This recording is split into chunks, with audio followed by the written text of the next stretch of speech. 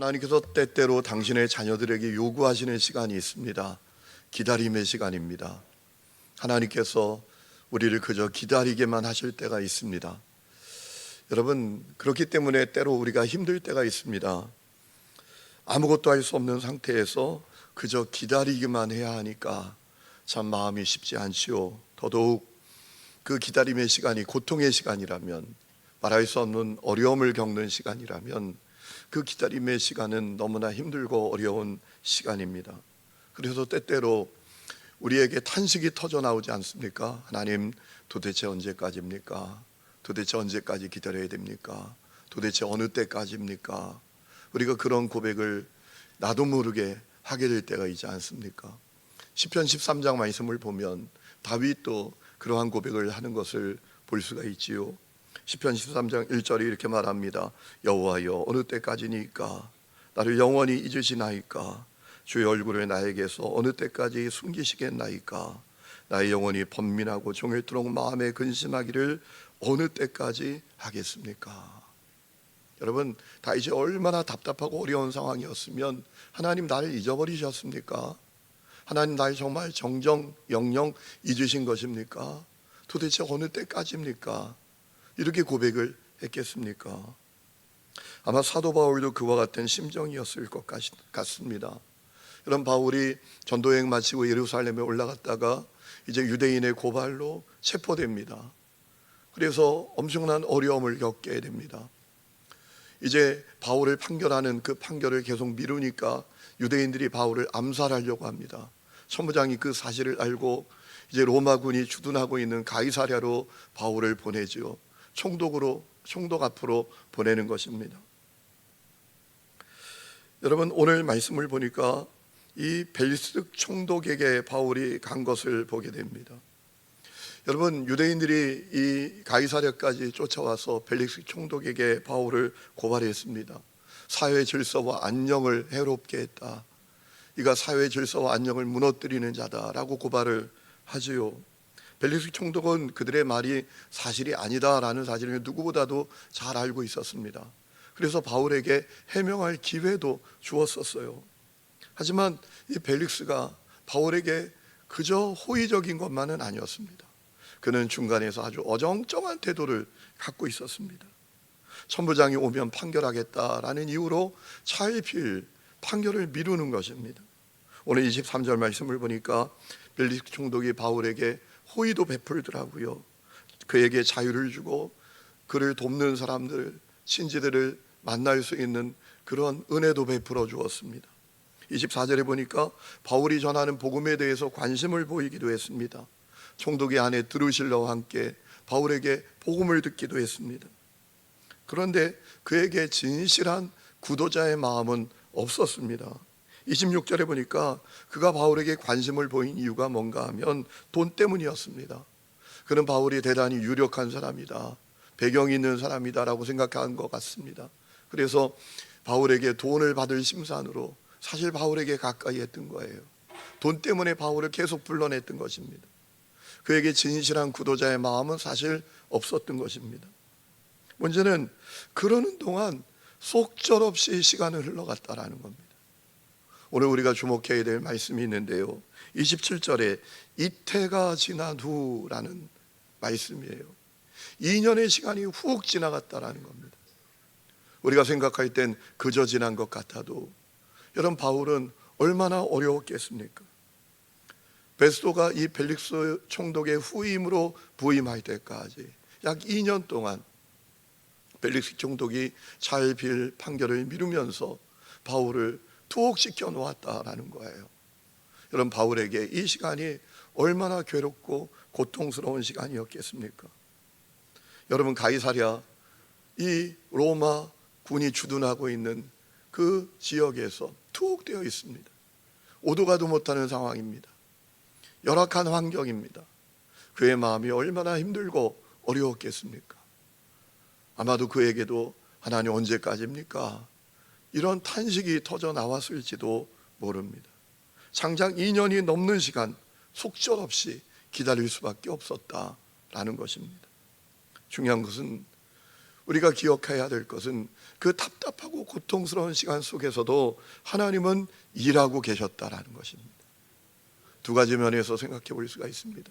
그가 2년 동안 그 가이사랴에 있는 동안 와 함께하는 사람들, 또 이 가이사랴에 있는 사람들이 바울을 통해서 복음을 들었을 것입니다. 여러분, 디모데후서 4장 2절 말씀을 보니까 바울이 디모데에게 했던 부탁이 있지 않습니까? 너는 말씀을 전파하라. 때를 얻든지 못 얻든지 너는 말씀을 전파해야 된다. 여러분, 바울이 그렇게 전했다면 바울 자신은 어떻게 했겠습니까? 디모데에게 너 때 가리지 말고 말씀을 전파해야 된다라고 했다면 바울은 어떻게 했겠습니까? 바울도 그렇게 했을 것입니다. 가이사랴에서 로마군에게, 총독에게 그는 어떻게 하든지 복음을 전하게 되었던 것입니다. 그것이 하나님 행하시는 하나의 역사였습니다. 또 하나는 바울이 로마로 가서 복음을 증거하는 일을 하나님께서 하나하나 준비하고 계셨습니다. 여러분, 총독 베스도가 부임을 하게 됩니다. 벨릭스를 이어서 오게 됩니다. 그런데 그도 차일필 판결을 미루니까 어떤 일이 벌어지죠? 바울이 로마 황제에게 항소하게 됩니다. 그래서 결국 로마로 가게 됩니다. 그 당시에 땅끝이라고 여겼던 로마에 가서 바울이 십자가의 복음을 증언하는 그 일을 하나님께서 행하게 하시고 계셨다는 것입니다. 이런 생각을 해봤습니다. 바울이 금방 판결을 받아서 석방이 되었으면 어떻게 되었을까? 그가 로마로 안 갔을 수도 있지 않겠습니까?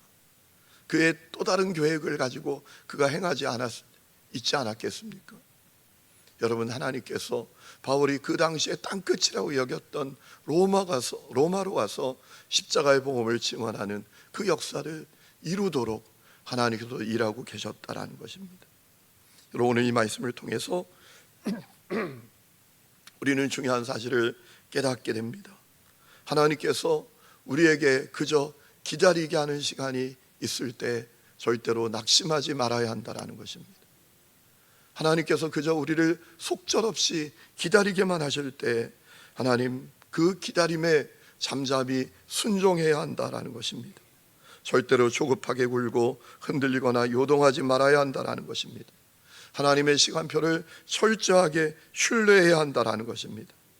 하나님의 사인이 떨어질 때까지 요동하지 말고 잠잠히 하나님을 바라보아야 한다는 것입니다. 여러분, 시편 37장 5절에 아주 놀라운 말씀이 있습니다. 너의 길을 여호와께 맡기라. 그를 의지하면 그가 이루시고 내 의를 빛같이 나타내시며 내 공의를 정오에 빛같이 하시리로다. 여호와 앞에 잠잠하고 참고 기다리라. 자기 길이 형통하며 악한 꾀를 이루는 자 때문에 불평하지 말지어다 라고 했습니다. 내 길을 여호와께 맡기라 라는 말씀의 의미가 뭡니까? 하나님의 시간표를 신뢰하라 라는 거예요. 때로는 빨리 가는 것 같지 않아도, 때로는 한없이 느린 것 같아도, 때로는 한없이 기다리기만 하는 것 같아도 하나님의 시간표를 철저하게 신뢰하라 라는 것입니다. 그러면 정오의 빛처럼 하나님의 계획과 뜻을 드러내 주시는 것을 보게 될 것이다 라는 거예요. 여러분, 얼마나 놀라운 말씀이에요. 우리가 기억해야 할 것이 있습니다. 하나님은 좋은 분이십니다. 하나님 실수하지 않는 분이십니다. 하나님은 당신의 선한 계획을 이루어 가시는 분이십니다. 여러분, 그러므로 그것을 믿고 기다리라고 하실 때 기다릴 수 있는 은혜가 우리 가운데 있어야 한다라는 것입니다. 하나님의 선한 계획은 반드시 이루어진다라는 사실을 믿어야 한다라는 것이지요. 여러분, 하박국 2장 말씀을 보면 하나님께서 하박국 선지자에게 말씀하셨습니다. 뭐라고 말씀하셨습니까? 하나님의 말씀 묵시를 기록하라라고 말씀하셨다고 했습니다. 달려가면서도 읽을 수 있도록 아주 똑똑하게 기록하라라고 하셨다고 했습니다.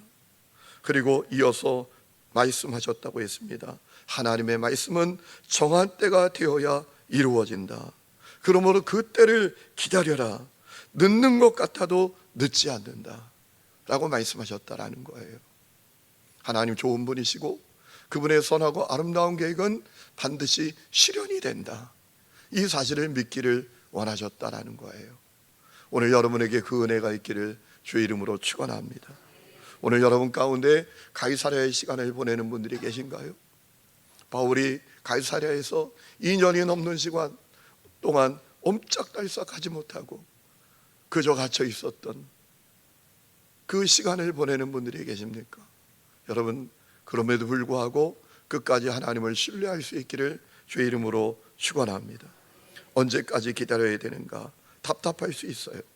너무나 힘들고 고통스러울 수 있습니다. 그런데 하나님을 신뢰하고 잠잠히 기다려야 하는 것이죠. 주님은 주님의 때, 주님의 방법으로 놀라운 역사를 이루실 것입니다. 여러분, 그것을 경험했던 사람들이 있습니다. 다윗입니다. 여러분, 시편 40장 1절 말씀을 보면 다윗이 놀라운 고백을 합니다. 이렇게 고백을 하지요.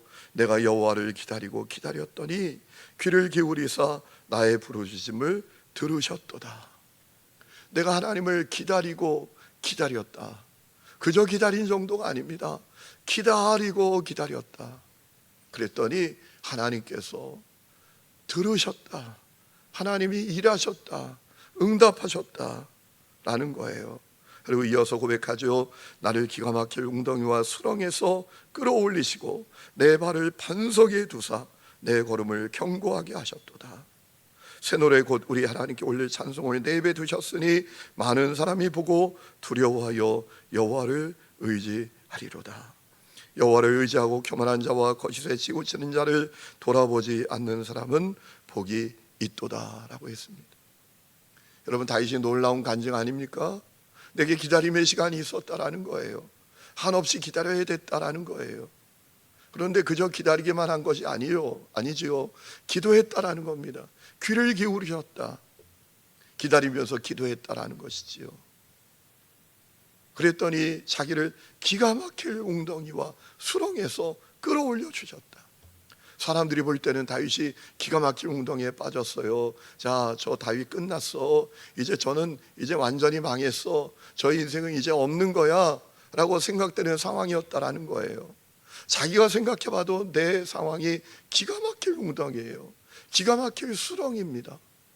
그런데 하나님 기다리고 하나님을 신뢰하고 하나님을 바라봤더니 하나님께서 끌어올려 주시고, 할렐루야, 끌어올려 주시고 끌어올려 주시고 끌어올려 주시고, 눈을 뜨라는 얘기입니다.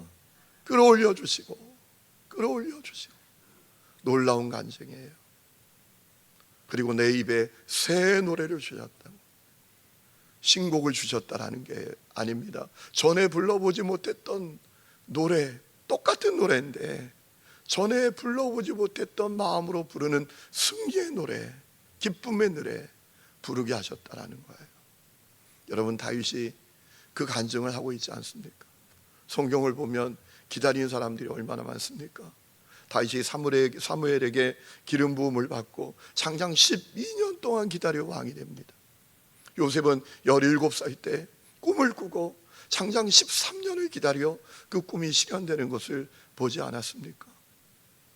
여러분, 아브라함은 장장 25년 동안 기다려서 자기를 향한 하나님의 약속이 실현되는 것을 보았잖아요. 노아는 더 놀랍습니다. 장장 120년 동안 기다려서 하나님의 약속이 실현되는 그런 은혜를 누리게 되었습니다. 여러분, 하나님께서 우리를 그저 기다리게 하실 때가 있습니다.